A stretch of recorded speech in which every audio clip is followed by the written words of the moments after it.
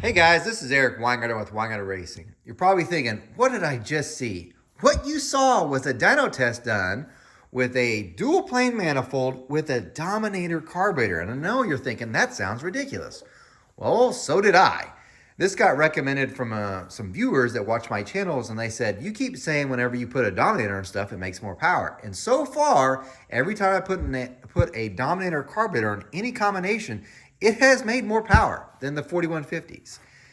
But I had never done it on a dual plane. So someone said, why don't you do that? I thought, why not? The results are amazing. It shocked me beyond belief. And I will share those dyno results in this video and a comparison graph so you can see them. But before I do that, I want to do some explaining. And obviously I need to say this. These are not the parts that were used in the dyno test with the exception of the spacer. These are just here for demonstration purposes, because the intake that was used was actually an AFR part number 4812 dual plane intake manifold. And the carburetor was used when it was 1000 CFM, was 1000 CFM race demon carburetor. But it was essentially looked similar to this. It was actually done by this guy right here, Mark Whitener. He's, as you could tell, Lightning Racing carburetors. This is one of his 1000 CFM methanol ones. But anyway, he's the one that did the carburetor. It works great. However, the 1050 that you're seeing in the video is not this one. This one I did not dyno test. I don't have it here because I leave it at the dyno shop. And you might be saying, well, great. What 1050 is it? And I highly recommend this carburetor. It's a Holley Sportsman 1050 Dominator. And it's got many, you can go back and watch some of my old videos and I actually show a whole lot of it with it. It's got many of the nice features that you'd expect. It's got billet metering blocks. Some of the pieces are cast, but it's one of the cheaper Dominators that they sell. Now, it's not as cheap as this version, but it's a much better one. So I think at the time when I bought it, it was $960. Unfortunately, because of inflation, they're like $1160. Now, here's the important part with that carburetor. I ordered a 2-circuit carburetor, not a 3-circuit. And you're like, what do you mean? Sometimes you can go on these Dominators, you can kind of tell. Usually you'll have, and this one's been highly modified, so it's different. Usually you'll have an air bleed on the outside, and that's for idle. And then you'll have one, just a single one, that's in here for high-speed air bleed for when it's in the main wide open throttle. That's that air bleed that's used. That's 2 circuits. The reason why for 2 circuits, you have idle and you've got wide open throttle. A lot of the Dominator carburetors are like this one. This is called a 3-circuit. You've got your idle, your intermediate. So this is kind of like when you're tipping in or rolling in.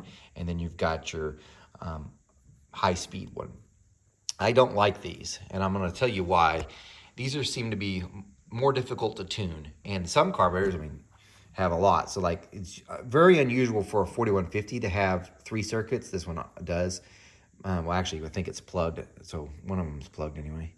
But it's very unusual to have 3 circuits on a 4150, but typically they just have 2. To me, 2 is just easier. It's so much easier. With the problem with a 3 is you can have a spot where it'll go lean, rich, lean, and it does weird stuff. So for instance, when I was dynoing, I was dynoing with a different dyno test, not on the dual plane. I was using a different 1050 carburetor, was the E85. It had 3 circuits, and the problem with the 3 circuits is that one would be super, super, super, super rich when you roll in, like in the 9s. And at the top of the pool, it'd be super, super lean, like 13.5. So it's like, whew. You can't just change a jet to fix that. So if you tried fixing the high speed, you'd make the low speed worse. So you'd have to go in there with idle bleed, the air bleeds, and not idle, but air bleeds, and change that. It just adds more complexity to it. And generally, this is me being general, usually anytime I've gotten a 3-circuit carburetor, with the exception of some of the Holley ones out of the box, like their Gen 5 ones, in general, they're way off. They're out to lunch, some spot in the RAM. Doesn't matter. Your carburetor builder better be on point, because they mess those up and it messes up at least one part of your curve. And 2 circuits are just simpler, is best what I'm getting at. So if you're, which most of you guys are watching my channel, are trying to do things on a budget, 1, that's probably a cheaper carburetor. 2, much easier to tune for you guys. And it made a piece of cake. For instance, that Sportsman carburetor, that Dominator one I'm talking about, initially when I got it, it took out 4 jet sizes all the way around, and it was dynoed on a dual plane. I've never changed, it was dynoed on a single plane. I've never changed jets on that carburetor since, and it's had the same air-fuel ratio with 3 different sets of heads. God knows how many intake manifolds. So Holley Sportsman 1050 2-circuit. Recommend. Now, anytime we've done a swap where you have a 4150 base manifold, this has been the magic spacer. This is an HVH one, and it's an adapter. And if you notice, it's a tapered 4-hole. So it goes from your 4150 base, and you've got your 4500 top. I have done ones that are just a simple V, you know, just adapter without all the clover, without all the tapering and in there, and they're not near as good. This is the magic, and I'm not even gonna lie, this thing is insanely expensive, like 300 something bucks, very, very expensive. But every time we put a Dominator on a 4150, I'm using this spacer, and this one has been gold. So Dominator onto this, put it on anything that works. So the first test that was done, in case you want to know the engine specs, I'm going to try to put in the description if I get time. This engine is a 406 small block Chevy, 11.2 compression ratio. It's got a solid roller cam, 260 duration on intake, 270 on exhaust, 685 lift on both intake and exhaust. It's a 108 lobe separation. This cam comes from Erson, and they make amazing camshafts. This thing is nice on valve train, and it makes power. So that's the camshaft. The heads on it were the AFR 227 competition port heads. Also fantastic heads. Very, very impressed with those. They float about 322 on my bench. The intake manifold, of course, I've tested many different ones, but the one that was specifically used on this intake manifold test with the dual plane was not this one. It was the AFR, part number 4812. The reason for using that manifold is because when I tested against this manifold, this is the Performer RPM, the AFR actually made more torque at the lower RPMs by a significant amount. This one only beat it at the very peaks. Now you might say, well, how does that compare to an air gap? I have no idea. I've never tested one. But I do know that the AFR intake definitely makes more torque in the lower RPMs than this. So, and it's matching it almost at the top for peak power. So I was like, I want to see exactly if I can get that Dominator, how much we can bring up that low end torque. So it was a great test. When I was testing with the 4150, what I had in here, so this is not the carburetor used, like I said, just for demonstration. When I was testing with the 4150, I used a 1-inch open spacer because from previous testing, using a 1-inch open spacer with the dual plane made the most horsepower and torque, especially even down low. So that was used that way. When it got switched, it looked like this. So move the carburetors out of the way. This is a tapered one. By the way, the tapered one on the dual plane sucked. Use an open. This is how it was tested with the Dominator.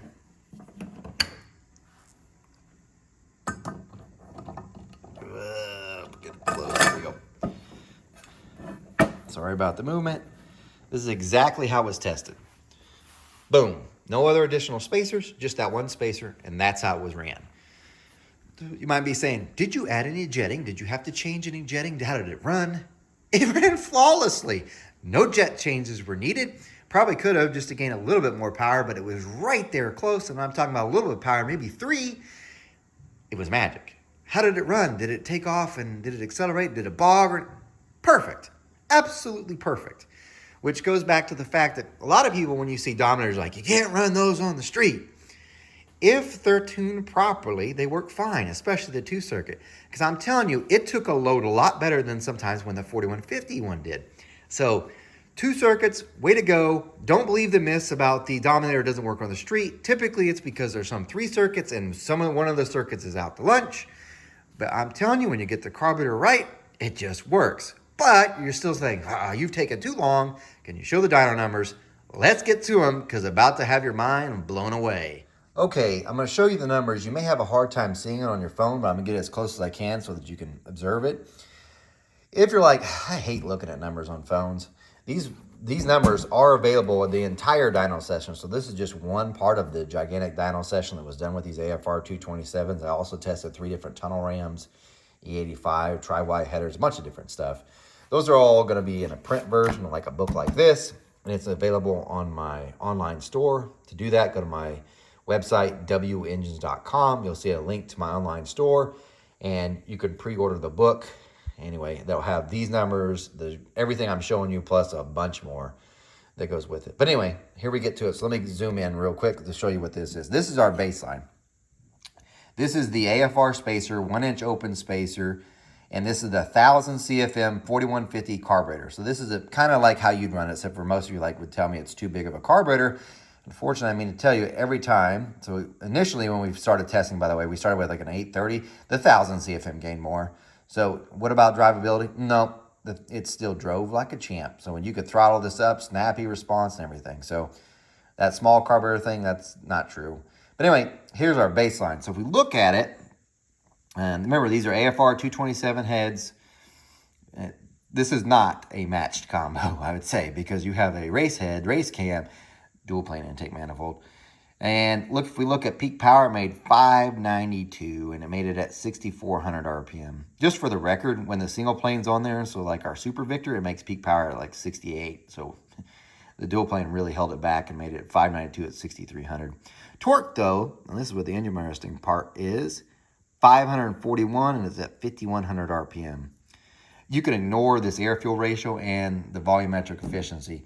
The reason why that sensor was wrong, because I think the air hat or something's messed up. Something's wrong with that. So those numbers right here and here are false, because it's not 20.3 to 1.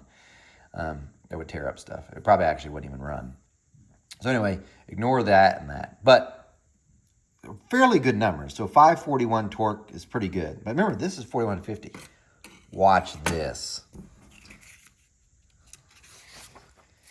This is the Dominator. So the Dominator gets put on with HVH spacer. And this thing only flows 50 CFM more.